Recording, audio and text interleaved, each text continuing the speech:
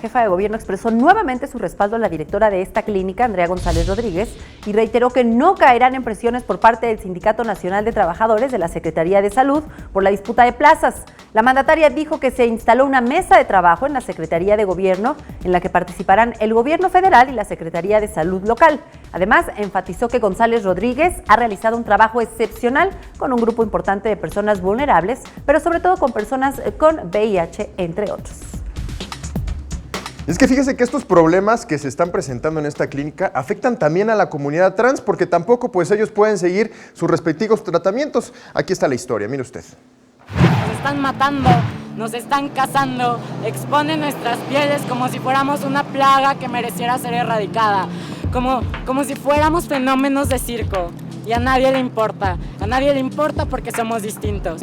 Integrantes de agrupaciones transexuales se manifestaron en la Plaza de la Información debido a que la Clínica Condesa, uno de los únicos hospitales en México especializados en el tratamiento de personas transgénero, no tiene hormonas desde hace más de 6 meses.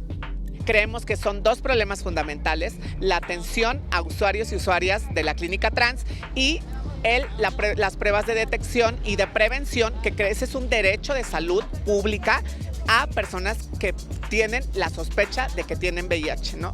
Reclamaron que el desabasto de hormonas se repite todos los años, lo que pone en riesgo su salud y les genera consecuencias hepáticas, óseas, renales, cardiovasculares y psicoemocionales, ya que deben inyectarse cada 21 días. Soy de una familia de clase baja, entonces el hecho de que no haya testosterona, de que yo no me pueda inyectar, me causa crisis de ansiedad. Llevo 5, 6, 7 este mes. Me causa crisis de asma, no me puedo ni mover, me estoy muriendo, siento que me estoy asfixiando. Como parte de su protesta, cocinaron tortillas con los colores de la bandera trans, entre otras actividades. Con imágenes de Jorge Barajas, Gloria López, 21 Noticias.